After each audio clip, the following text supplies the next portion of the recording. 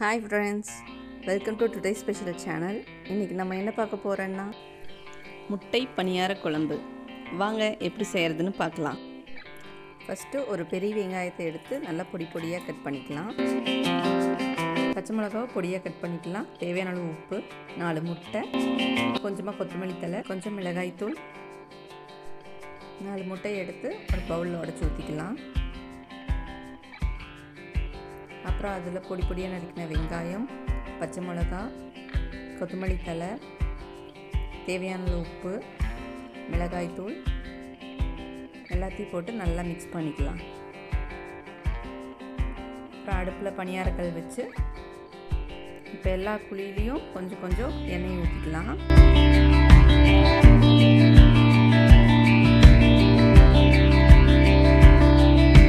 நம்ம கலக்கி வச்சுருக்கிற அந்த முட்டை மிக்ஸை வந்து ஒவ்வொரு குழிக்குழியும் ஊற்றிக்கலாம்.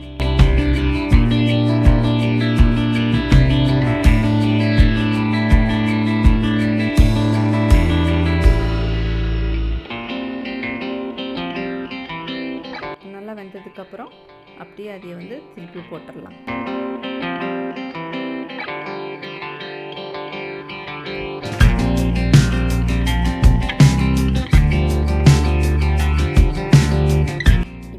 முட்டை பணியாரம் ரெடி ஆயிடுச்சு.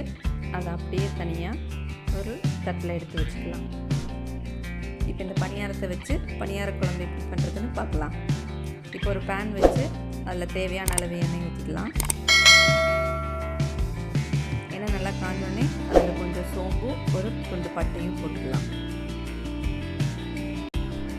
அதில் நறுக்கி வச்ச பெரிய வெங்காயம், ஒரு 2 பச்சை மிளகா கீரி அதையும் உள்ள போட்டுக்கலாம். நல்லா அது கொஞ்சம் வணங்கினதுக்கப்புறம் இஞ்சி பூண்டு பேஸ்ட் அதையும் நல்லா போட்டு நல்லா மிக்ஸ் பண்ணி விட்டுக்கலாம். அதெல்லாம் நல்லா அந்த பச்சை வாசம் போனதுக்கப்புறம் ஒரு பெரிய சைஸ் தக்காளி குட்டி குட்டியாக நறுக்கி அதையும் சேர்த்திக்கலாம்.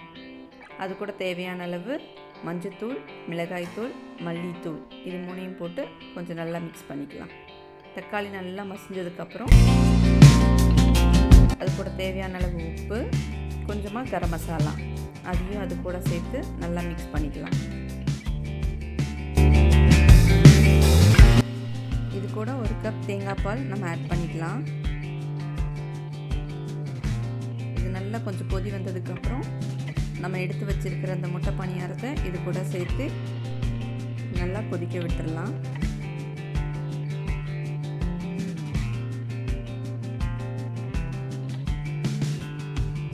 நல்லா கொதிச்சதுக்கப்புறம் நம்ம பொடியாக கட் பண்ணி வச்சுருக்கிற கொத்தமல்லி தலையை தூவி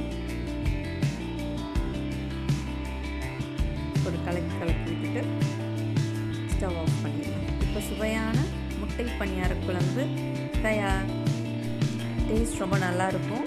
நீங்களும் வீட்டில் ட்ரை பண்ணி பார்த்துட்டு கமெண்ட்டில் சொல்லுங்கள். தேங்க்யூ.